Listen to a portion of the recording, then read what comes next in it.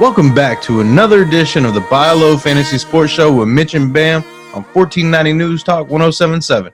I'm Mitch. He's Bam. Bam, say hello. We're happy to be here. Want to thank you for listening. Thank 1490 for having us on yet again. We hope everyone had a great week 7, and now we're on to week 8. We got 2 teams on bye this week, the Cowboys and the Ravens. So avoid being that guy and bench those players from those 2 teams. Nobody likes that guy. Don't be that guy. With all that being said, Bam, you ready to walk this slate? Let's get walking. All right, first game we have up is the Arizona Cardinals at the New Orleans Saints with a 47.5 point total. The Saints are favored by 10.5. What you got on this one, Bam?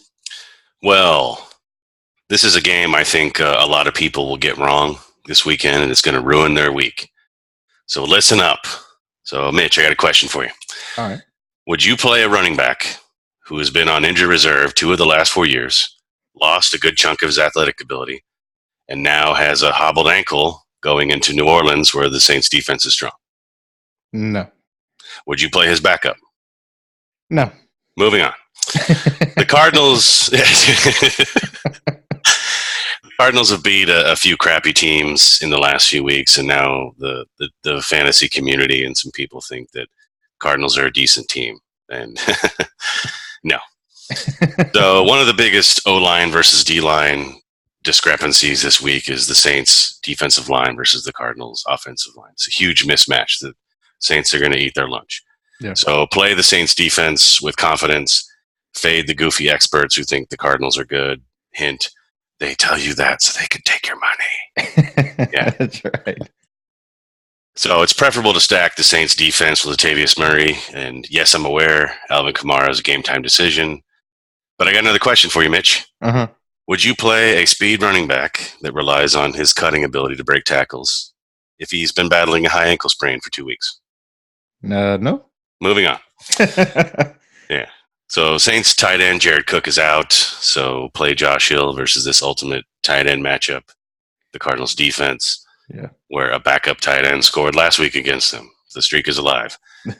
So I think, Josh Hill's a great streamer or a DFS punt play that won't kill you. I mean, he ain't going to burn the house down, but he's not going to kill you. So if you need someone, get him. So, So what do you think?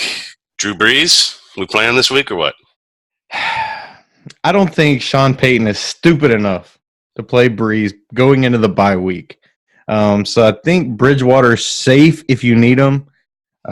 But just make sure you're watching those reports leading up to kickoff because the threat exists for Brees to come in. And I just don't think Sean Payton is dumb enough to pull it. Yeah, they might let him get a series like at the end of the game, like a little preseason warm-up before their bye week. So yeah, you're just speculating at that point, though. Exactly. All right, moving on. The next game we have are the Tampa Bay Buccaneers at the Tennessee Titans. This game has a 45.5 point total, and the Titans are favored by 2.5. Yeah, this is one of our favorite games this week, and I think this game hits you over. And there's a couple of reasons why. You got tight end Jordan or OJ Howard is out, so feel free to make Cameron Braid again. Nice. Get it? Political humor. And then our boy Mike Evans, who's really inefficient, is popping on some of our buy low models, and he gets to face 2 sub-6 foot cornerbacks. So Evans is 6'5". He'll be able to catch a few more of those 50-50 balls that Jabu throws. Yeah.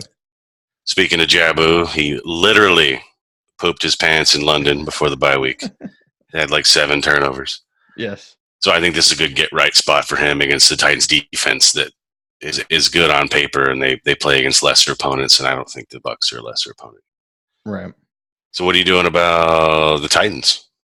So Ryan Tannehill came into the game. He came in from Marcus Mariota a couple weeks ago, played really well last week. He was actually able to complete some forward passes, so he was an obvious immediate upgrade to this entire offense. I mean, just a forward pass is a good thing, right? Yeah. And so we were actually able to move into the 2000s with the Tennessee offense here. Mm-hmm. Of course, wide receivers Corey Davis, A.J. Brown, they're in great spots here. versus this Buccaneers defense has been really good against the run, really bad against the pass, though. So with all that being said, I'm comfortable benching Derrick Henry this week. The Bucs have proven that they can shut down any running back not named CMC, Christian McCaffrey. I think you hit the nail on the head there. Yeah. Bench Henry. Yeah, not like he does much anyway. Yeah, exactly. All right, moving on. Anything else on this game? No, let's keep her moving. Moving on. Next game we have on the slate is the Giants at the Lions. This game has a 49.5 point total, and the Lions are favored by 6.5. Right. So Giants quarterback Danny Dimes, I think he went to the bank, got some change made, so now he's known as Danny Pennies. Yeah, he ain't been playing well lately, but in this game, this total, I think maybe he gets it going here a little bit, especially with Lions stud cornerback Darius Slay is out. Yeah. I think that'll open up a few extra deep shots for wide receiver Darius Slayton, Auburn. Yes. War Eagle. But you also got wide receiver Sterling Shepard out. So you're worried about Slayton might receive some extra attention from this Lions defense. So something to pay attention to in pregame reports this morning. Yeah, for sure. Then tight end Evan Ingram is popping on some of those buy low models, even though his target volume has dropped the last few weeks. I think he's in play here with this high total. And then running back Saquon Barkley aggravated his ankle last week. But only missed a series. It wasn't that big a deal. So he practiced in full Thursday, Friday. So I think he's good to go here. Fire him up with confidence against this really bad Lions run D. Yeah. And here we come to the disagreement. So I don't believe the Ty Johnson hype, as the Lions have struggled to run the ball all year. So I think Matt Stafford, Kenny Golladay, Marvin Jones, TJ Hockenson are all in play. Yeah. What do you think? Yeah, I disagree with you a little bit here on Ty Johnson. I think he gets a little bit more run just because of what I think ends up happening in this game. You mentioned Danny Pennies. The Giants offense hasn't been playing really well. And so I think Ty Johnson may get a little more run here, especially if the Lions are able to shut down that Giants offense. They're able to control the ball a little bit more. I think the Matt Patricia offensive philosophy, what he'll want to do is run the ball, kill the clock, kind of protect his defense a little bit, and that plays right into Ty Johnson's hand. Yeah, if he catch some passes too, he's got to compete with J.D. McKissick on that front, but there is a path to him succeeding there. I just don't think this is the spot. Maybe if Danny Pennies can turn into Danny Nichols, maybe. But all right, anything else on this one? Maybe if the Giants play in London, I can't wait to say Danny Shillings. Yes, that'll be great. Nice. All right, next game we have the Cincinnati Bengals at the Los Angeles Rams. This game has a 48.5 point total, with the Rams favored by, wait for it, 13 points. Wow. What you got on this one?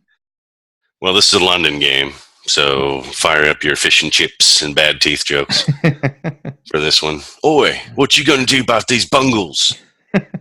Well, the Bengals are really bad. And by really bad, I mean they're really terrible. By really terrible, I mean they're putrid.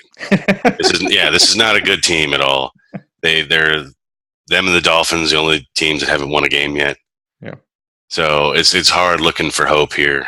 With so many injuries to the Bengals, their left tackle's out. They got missing both their starting corners. They can't defend the run. Their head coach looks like he's 12 years old.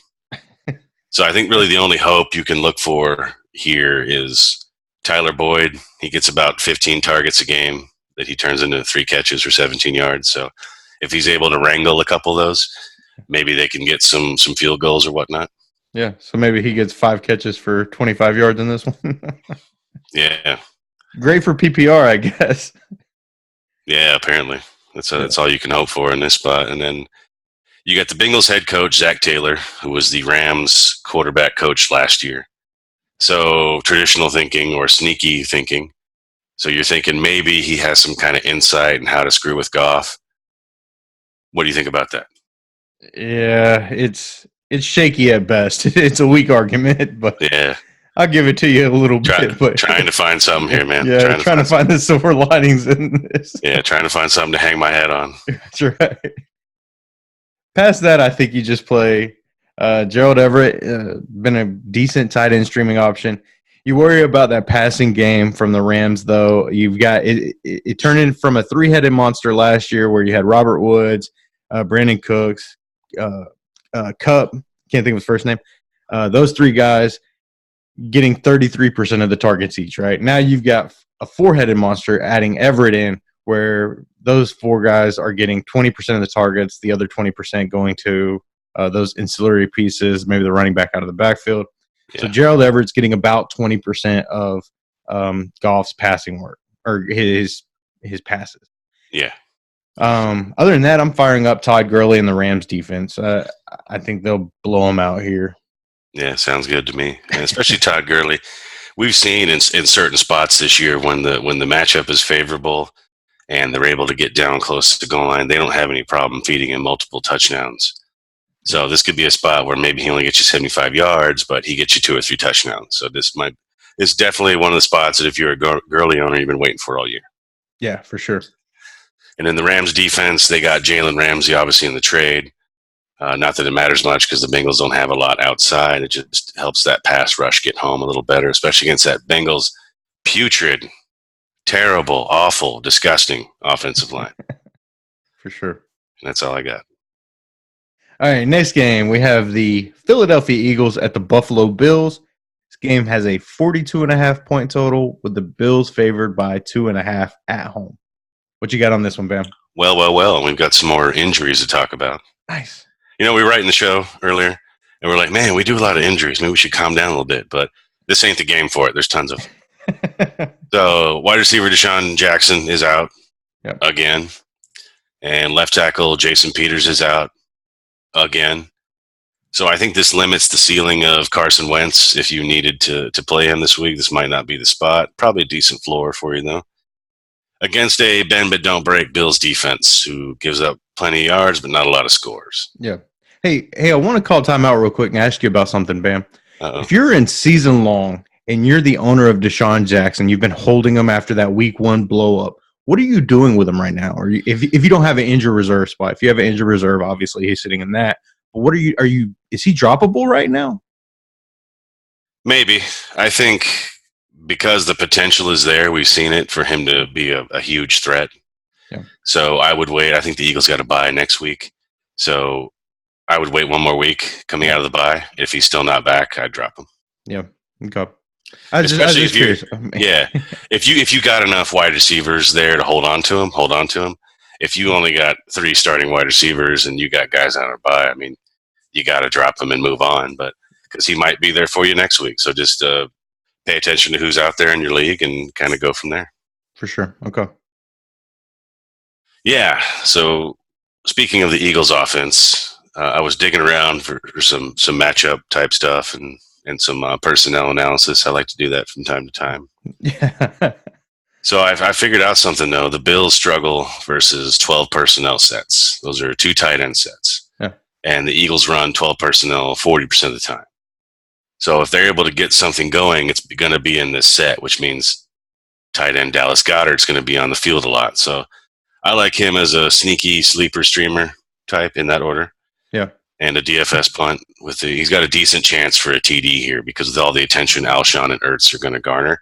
I think he's a good guy, and he's shown it in the last 4 or 5 weeks that he can sneak a touchdown.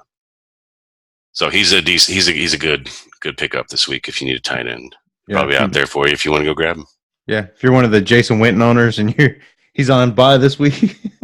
Yeah, if you're a Jared Cook owner, you can't get Josh Hill, or you just don't feel like pulling the trigger, grab Goddard. It'll be fine. Yeah, for sure. And then running back Darren Sproles is out again. So running back will be left to Jordan Howard and Miles Sanders. It's kind of a gross committee, but it's a defined committee, which is also crappy because Jordan Howard is the early down back and Miles Sanders is the third down back. So they don't mix them up at all. Right. Having said that, I like Howard to get a touchdown here. I think out of that 12 personnel set, I think Howard gets most of the run there. And if they get close to the goal line, I think he can punch one in. Yeah, for sure. So I think he might be playable this week if you're desperate. Yeah. And then I was also looking a little further on the Eagles defense. So, which I didn't have to look long because the Eagles defense is getting destroyed by deep shots to wide receivers. And short shots to wide receivers and intermediate shots to wide receivers, all the above. So wide receivers in general, right? Exactly. Yeah, exactly. But here's the kicker, though. That's deep shots in specific they're getting killed by. But Bills quarterback Josh Allen has struggled completing the deep ball this year. Nice. And that's what's kind of messed up about Josh Allen is last year when you picked him up in like week 12 and he won you your league. Yep. He was throwing deep balls and running for 100 yards every game. This year he's doing neither. Right. which is kind of crappy. It's like you got your nice racehorse and it's like, oh, let's go to the track, and you just tell him to lay down. Yeah, right. Yeah, I don't get what's going on there. Right.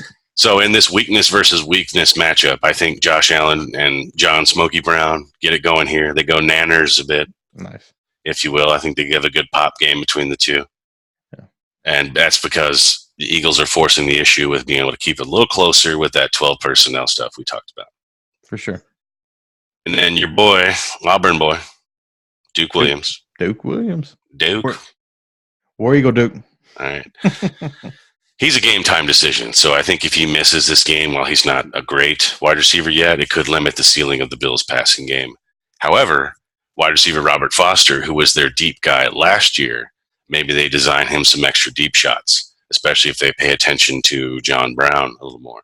Yeah. So he might be a sneaky play this week if you really believe in the Bills' passing game. Yeah, for sure. It'd be so sneaky, no one will care. Nice. Anything else on this game? Moving on. All right, up next we got the Jets at the Jags. This game has a 40.5 point total with the Jags favored by 6. Wow.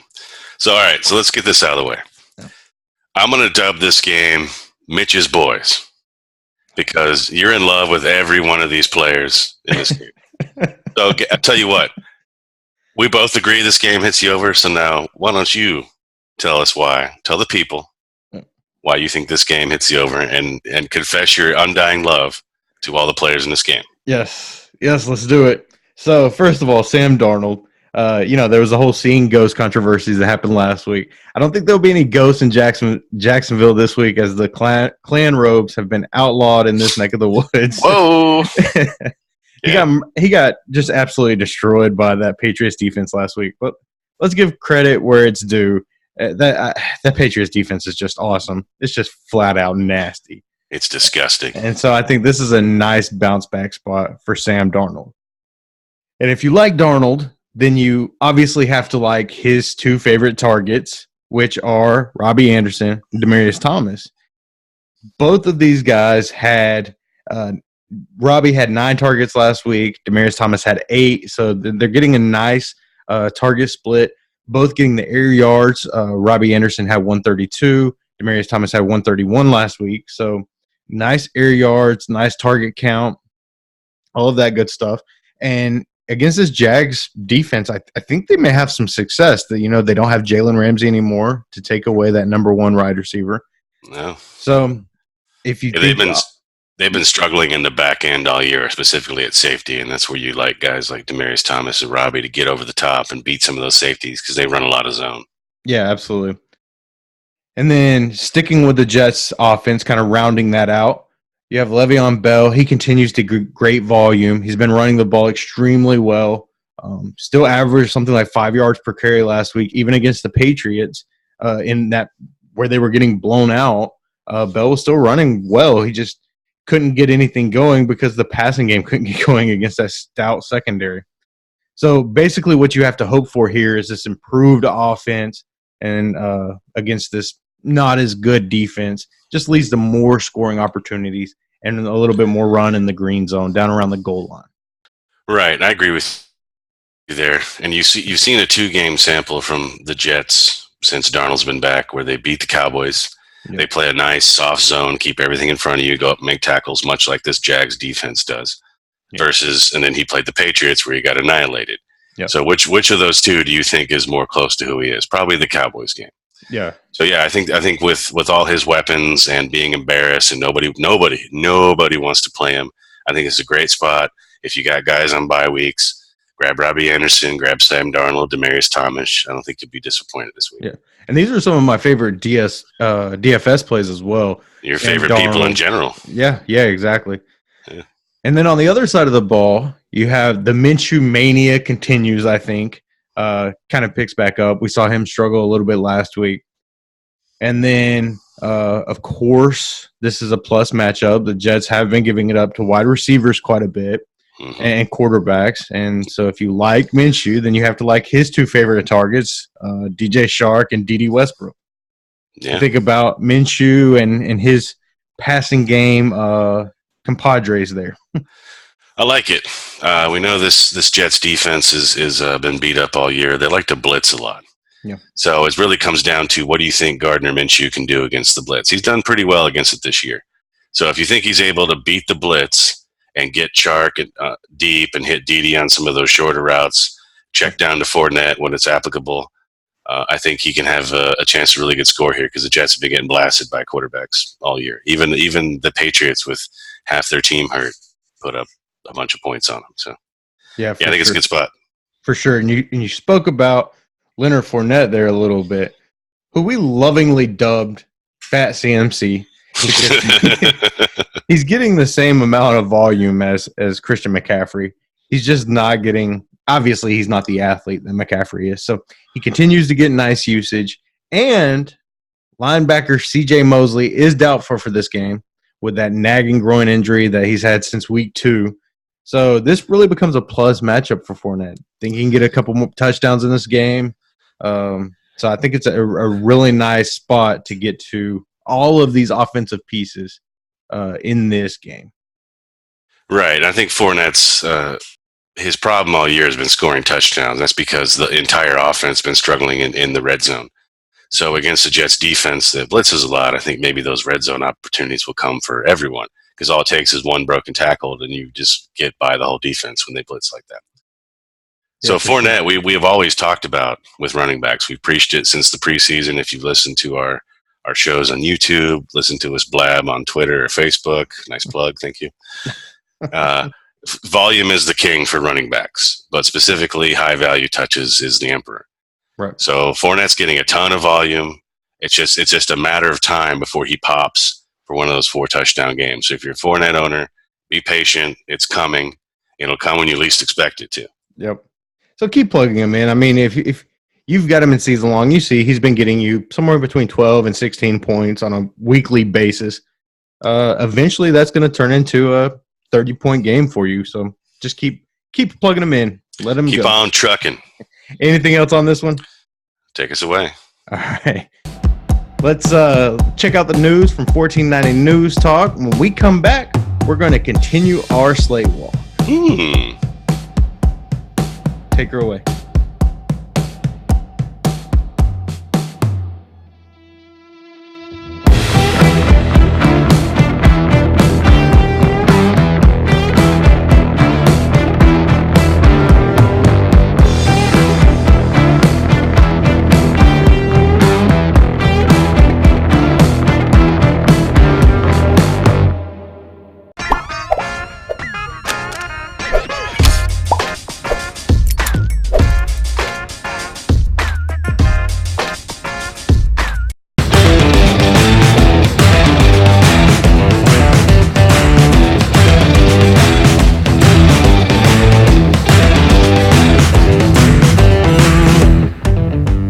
Welcome back to the Buy Low Fantasy Sports Show on 1490 News Talk.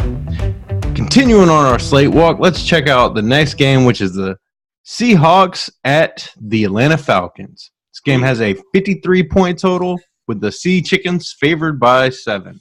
The Sea Chickens. What you got on this one? Well, I think this game comes down to Matt Ryan's status. So he sprained his ankle against the Rams, wasn't able to finish the game.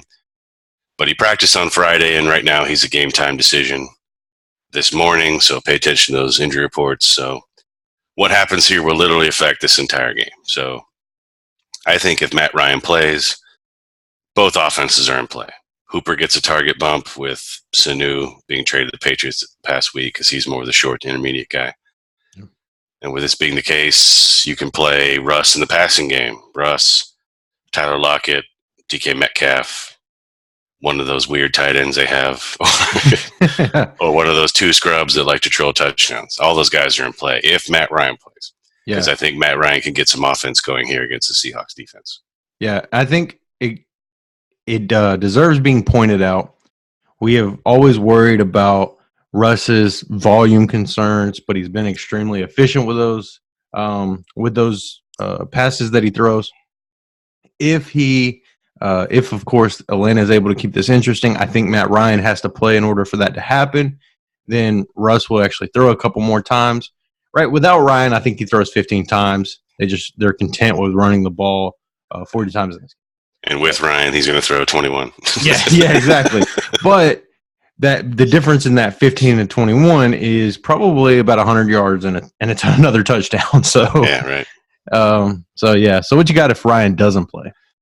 If he doesn't play, I think tight end Austin Hooper is still in play, even with Schaub at QB, because he's going to get those short to intermediate routes, and Schaub's a check down machine when he's not throwing pick sixes. So I think Hooper's still in play, especially in PPR leagues. Yeah, but otherwise, if no Matt Ryan, I'm just going to play Chris Carson in the Seahawks defense. I don't see a lot of hope here for Atlanta with that god awful defense and a backup quarterback. Yeah, for sure. And Carson may be in for a usage bump here as well. I mean, he's averaging 28 touches a game over the past 4 weeks. So, I think he gets a usage bump. Maybe he gets 35 touchdowns in this game. That'd be nice. I don't think it's outside of the realm of possibilities. So, anything else on the Seahawks at the Falcons? Negative. Cool. All right. Next game we have is the Chargers at the Bears. Game has a 40.5 point total with the Bears favored by 3.5. What you got on this one? All right. So we got a lot more injury news to cover here. Keenan Allen tweaked his hamstring Thursday, and he was limited Friday. So if he misses this game, or if you think it's bad enough where it's a game time decision, it's looking that way. With this hamstring injury, I think you'll see Austin Eckler get some more runs, specifically in the slot. Last week against the Titans, when they were real beat up, he was playing a lot of routes in the slot. So he's the new Tariq Cohen, where he's a running back playing wide receiver.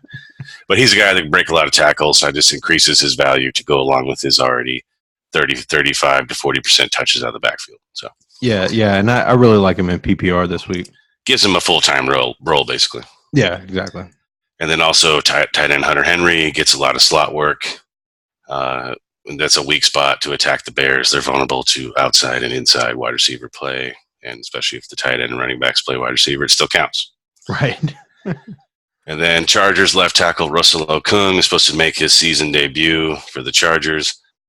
That might help stabilize this dog poop offensive line, but they still got 4 backups. The left guard's a backup, the center's a backup, the right guard and the right tackle against this very tough Bears front seven, who's not been playing great the last few weeks. So it might be nice and mad here against some backups on the offensive line.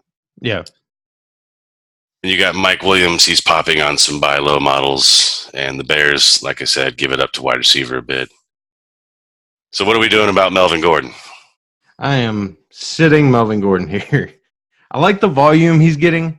Especially inside the green zone, inside the 10-yard line, 5-yard line, goal line work. But he's just not been producing against that crappy offensive line. You called him dog poop a second ago. I think that's a very astute observation you have. Big old steaming pile. Yeah. So I think I'm setting Gordon here. I just don't see a lot of touchdown equity. And I think that's what he needs to really get over the hump and score for you in fantasy is 2, maybe 3 touchdowns, and I don't see it in this situation. Yeah, he hasn't looked right since he came back. Yeah. What you got on the Bears offense? I like Allen Robinson. He's getting wide receiver 1 volume. So there was a myth that went around early this year, partly spread by us too, that the Bears spread the ball around a lot, and that's just not true anymore. He's just getting a ton of targets, ton of volume. So I think he's just because of his volume, he's in play every week, regardless of matchup, even though he should see Chargers cornerback Casey Hayward a bit this week. And then you got the other wide receiver, Anthony Miller, who plays in the slot. He's popping on some of those same buy low models. So if you think the Bears passing game can get it going, I think these are your 2 guys. Yep. And then head coach Matt Nagy was heavily criticized last week for his play calling. They only ran the ball 7 times. Yes. And they didn't do well, and they got some garbage time run, but the game was nowhere near as close as the final score indicated. Right. So if they're going to run the ball more, and we don't like the Chargers' offensive line, and we think the Bears' defense can play a little better this week, I think running back David Montgomery and the Bears' defense are really good stacks in daily fantasy, and I think they're both playable in season long. What do you think? Yeah, for sure. It's also worth mentioning that Tarek Cohen had 12 receptions last week for 19 yards. So if you're hurting for a running back or a flex this week, maybe you're a guy that has some Cowboys, some Ravens, and you don't have anybody to fill in, Cohen, and especially in PPR, Cohen may be a good fill-in guy if you think he gets another 8 or 10 receptions that go for 20 yards for you. Nice. That'd be good. In a full-point PPR, that'd be nice. Yeah, I mean, it's 12 points just on receptions he had last week. So, cool. Anything else on this game? No, let's go. All right. Next game we have is the Broncos at the Colts. Game has a 42.5 point total. Colts are favored by 4.5. Well, we got some news in this one. Wide receiver Emmanuel Sanders was traded to the 49ers. More on that later. Yeah. So that makes wide receiver Cortland Sutton the top dog here, the head honcho, the chief, if you will. Nice. And so he runs the kind of routes that can beat this Colts defense, this zone defense they run.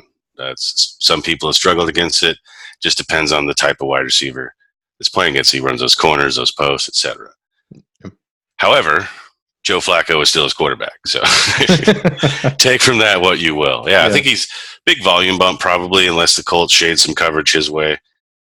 Definitely playable if he starts to get that wide receiver 1 volume like we just talked about with Allen Robinson.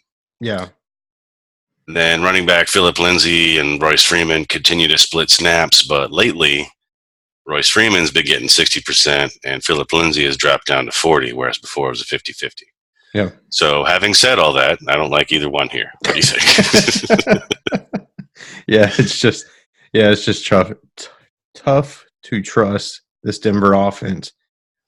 However, I do think in season long, I think both of these guys are perfect buy low candidates right now, especially if you already own one of them. I think having the other one would be very beneficial for your team the rest of the season, especially if one of them gets hurt, because then the other one's just taking over, 100% of that backfield. So, right. It's a valuable role. Yeah, for sure. Anything else on the Denver's offense? Pray. Yeah, they don't look good. Yeah. The offensive line can't block. Joe Flacco can't scramble. They just traded away one of their good receivers. Their tight end can't catch. It's basically up to Sutton and the running backs to see if they can get some offense going here. Yeah. So if you don't like Denver, you must love the Colts offense then. Well, sort of. So running back Marlon Mack continues to disappoint in the touchdown department, but I think I like him to get it going a bit here. I think the Colts offensive line can really take control of this game. I know the Denver defense has played a lot better over the last month, especially against the run. But I just think it's head coach Frank Reich. He's going to design a game plan to get some points in the board. That's what he does. Yeah, it could be different every week. And against this Denver defense, I just don't know what matchup that he'll exploit besides Marlon Mack. Yeah. You got T.Y. Hilton. Will likely see some shadow coverage from Denver cornerback Chris Harris. And behind him, there's a 3-way split for snaps in those number 2 and number 3 spots. Yeah. You got Paris Campbell coming back from injury. You got Zach Pascal, who caught 2 touchdowns last week. We mentioned him, by the way. Hopefully you played him. Yep. And Chester Rogers. Good luck figuring that one out. Yeah. Good luck. For sure. And then you got Jack Doyle questionable. If he misses, I think you could fire up Eric Ebron with confidence. Yeah. And then the brisket won't be as tender this week. Not as tender. Maybe a little overcooked, but it's still going to be edible. Yeah. Just might need some extra sauce, like turn it into a chopped beef sandwich. Yeah, gotcha. You need some extra. You need some extra sauce from the rest of your roster on your fantasy team to kind of make up for the deficiencies of brisket in that spot. I got you. He won't kill your lineup. He'll probably give you a nice solid floor. Right. All right. Anything else on this game? Let's keep moving. All right. Up next, we got the Carolina Panthers at the San Francisco 49ers. This game has a 42-point total, and the Niners are favored by 5.5. What you got on this one, Ben? Yeah, I kind of like this game. The Panthers are looking rested and healthy coming off their bye, but they're traveling into the Lions' Den where there's some other cats, maybe some Jaguars. No, but at the 49ers specifically, but I just want to make it a cat joke there. Moving on. The 49ers defense looks great, so I'm benching all Panthers not named CMC this week. I don't want to attack this Niners defense, but I don't think the Niners offense can force a shootout here. So I don't think it's a spot to get to both passing games if you can avoid it. Right. I might take a deep tournament stab in DFS on wide receiver Curtis Samuel. The only passing touchdowns the 49ers have allowed this year have come on deep shots, and that's kind of Curtis Samuel's MO. So he either gets like a 1-yard screen or a 50-yard bomb. That's just how he plays. Right. So that's kind of one of the guys I'm looking at. Yep. And what do you think about this Niners offense? Well, Kyle Shanahan, just like you mentioned when we were talking about the Broncos, they just traded for Emmanuel Sanders. Kyle Shanahan said that he's going to play a lot on Sunday, quote unquote. Air quotes, a lot, yeah. On Sunday. But I'm just not confident. First of all, I'm not confident that he knows the offense well enough to step into a starting role and play a lot of snaps. And then second of all, this has really been an underperforming Niners passing game on a whole. And the Panthers' passing defense has been decent all year. So I'm probably sitting everyone here with the exception of tight end George Kittle. We know he gets 100% of the action in this passing offense, and he's a beast. So beast mode. Yeah, for sure. Running backs, are you going to any of the Niners running backs? Yes, I'm going back to the well on Tevin Coleman.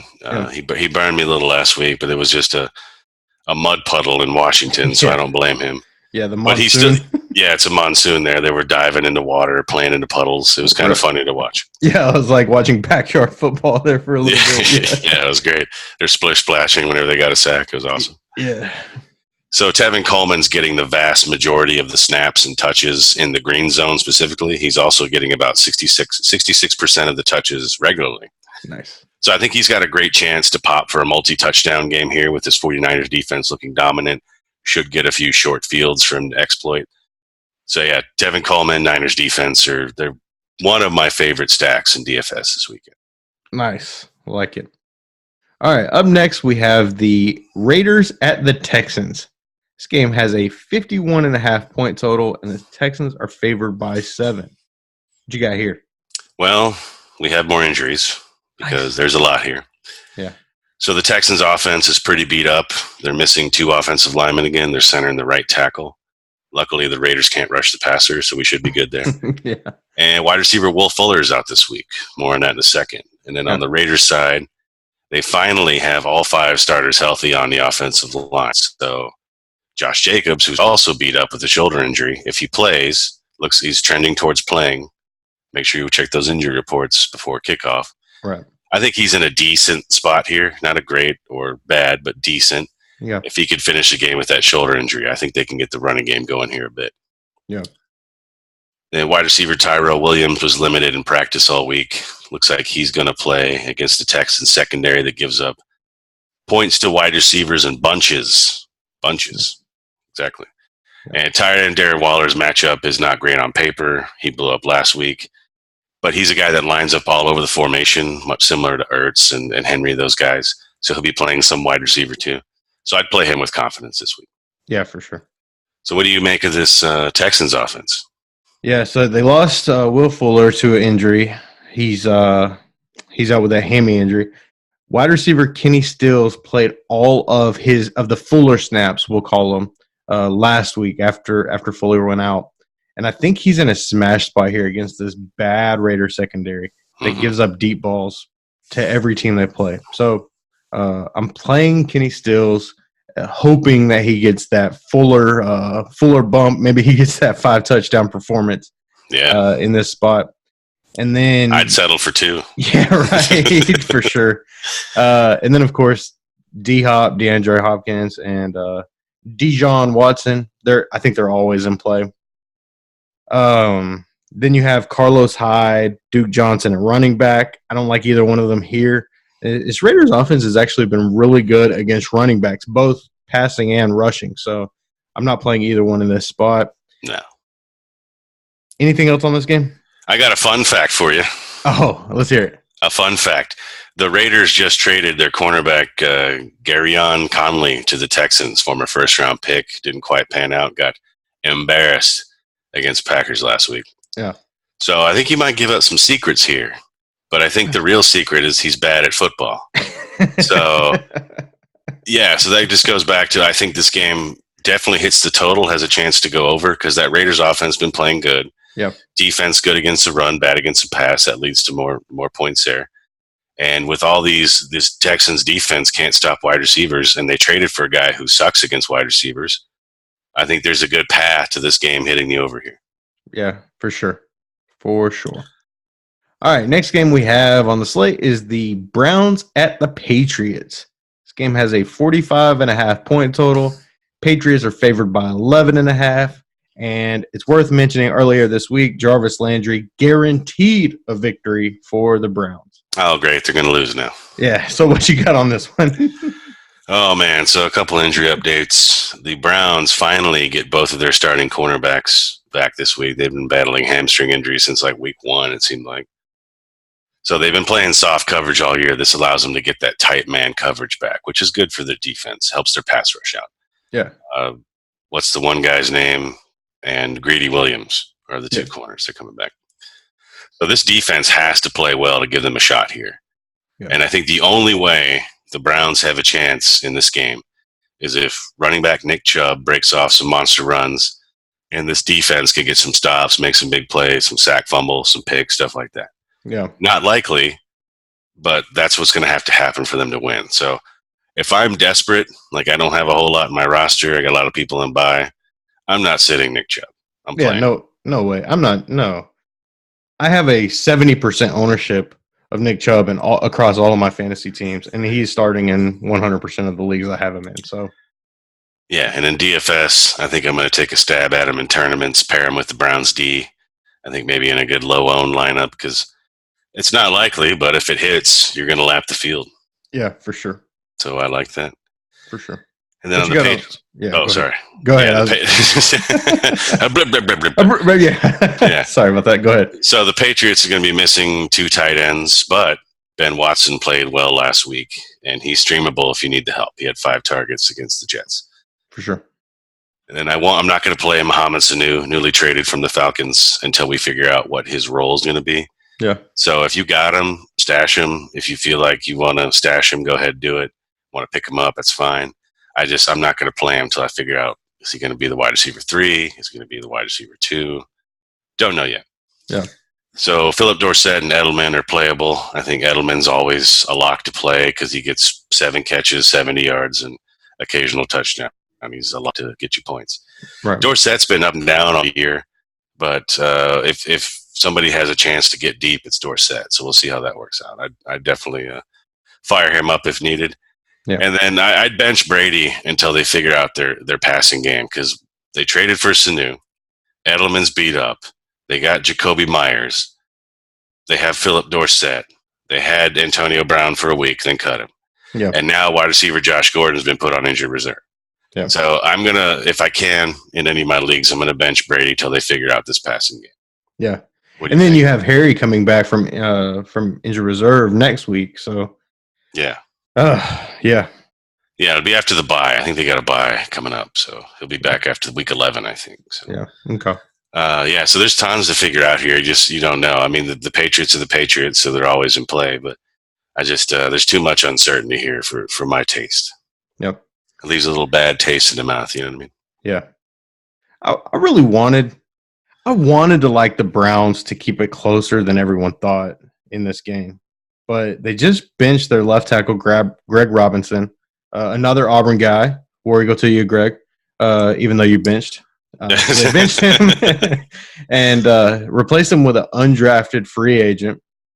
So this one, I think, could turn into a bloodbath. The Patriots may just straight up go in there. If Darnold was seeing ghosts last week, then Baker's going to be looking into hell itself, I think. Yeah, here. definitely. So, of course, play Sony Michel. The Pats defense has been putting up running back 1 numbers all season long. So just go ahead and fire them up and start them with utter and complete confidence. Yeah, it's not often you get a running back 1 production out of a defense. Right. Yeah, I got him in the 12th round, my running back 1. Who are they? Pat's defense. Oh, okay. Anything else on this one? Nah, let's keep moving. All right. The next game we have on the slate is the Packers at the Chiefs. This game has a 47.5 point total, and the Packers are favored by 3.5 on Sunday Night Football. Sunday Night Football. So a couple injury updates here. Actually, by a couple, I mean a lot. Wide receiver Devontae Adams is doubtful to play this game, so I'd go ahead and sit him if you can, because chances are you're not going to have anybody in the Monday night game we're talking about. Right. I'd sit him just to be safe. And then the Chiefs are also missing defensive end Frank Clark, defensive tackle Chris Jones, and slot cornerback Kendall Fuller. They're out too. Yep. So this Packers offense should have no time rolling here, but more on that in a second. Chiefs side, quarterback Matt Moore takes over for an injured Patrick Mahomes, and adjust your expectations accordingly. He's competent, but it's not going to be the Mahomes Chiefs. Whatever you might tell yourself, like, yeah, he had a good game 3 years ago in Miami. It's not the same, dude. I think this may be a throwback a little bit to the 2017 Chiefs offense, where they had Alex Smith kind of running the show. So it'll be an efficient offense, but you just won't put up those eye-popping numbers like you see with Patrick Mahomes. Yeah, they'll put up 20, 24 points here because they have a lot of talent still. It's just it's not the same. Mahomes is nuts. Right. And then wide receiver Sammy Watkins said he's going to play. Wide receiver Tyreek Hill is still out there. And tight end Travis Kelce's popping on some buy low models. If those are your studs, you got to play them. But in DFS, I'm probably, other than a single game slate, I don't think I'm going to get there on any of these guys. What do you think? Yeah, I'm with you on that. Yeah, what do you think about those the 48 running backs of the Chiefs? I want to bench 48 of them. Not a dang one's going to be in my lineup. Understandable. And especially with the Chiefs left tackle, Eric Fisher still being out. Again, he's been out since week 3. So, yeah, it's been a while. So I think the Packers defense might be playable here. What do you think? Yeah, it's funny when you pick your defense and you're looking at their schedule, like, oh, in week 8, I'm going to have to drop the Packers and pick up because they're playing the Chiefs. No, you don't have to drop them. Play them. They're fine. You just hit the lottery playing against the Chiefs here. Right. For sure. What about the other side of the ball? Any love for this Packers offense? Yeah, I like the Chiefs get blasted by running backs, have been all year. So Aaron Jones, Jamal Williams, both are great plays. Don't overthink it. Just play them. Yeah. And then with Devontae Adams being out, wide receiver MVS, I don't want to say his full name, is in play. Yeah. And Geronimo Allison's kind of a guy. If you're desperate, you can play him. I'm not going to put a priority on him, though. He is definitely a guy. Yeah, he's a guy. You're yelling Geronimo when you Geronimo. Yeah, exactly. And then Jimmy Graham caught a touchdown last week after dropping 2 the week before, so he's fine as a streamer. Yeah. Kind of a punt play in DFS. He's fine. Yeah, I picked him up to replace my injured Jared Cook last week. So. Yeah, he's meh. Yeah. Yeah, if I had to place a meh on somebody, it'd be him and Willie Snead. They're just meh. Yeah, gotcha. Yeah. And then Aaron Rodgers, obviously in season long, you're playing him because he's a stud, but in the DFS side or single game side, I'm probably not going to play him unless you think Matt Moore pulls a rabbit out of his hat here. Yeah, for sure. For sure. Anything else on this game? No. All right, last game on the slate. On Monday Night Football, we have Monday Night Football. Sorry, a little late on that one. Yeah, we have the Dolphins at the Steelers. This game has a 44-point total, with the Steelers projected to score 44 points. No, they're favored by 14. Yeah. So here's what you do with this game. Ready? Yep. Play James Conner, Steelers defense, log off. Nice. And with that one, we'll go ahead and log off ourselves. This has been the Buy Low Fantasy Sports Show with Mitch and Bam on 1490 News Talk 1077. I'm Mitch. He's Bam. We're out. Mm-hmm.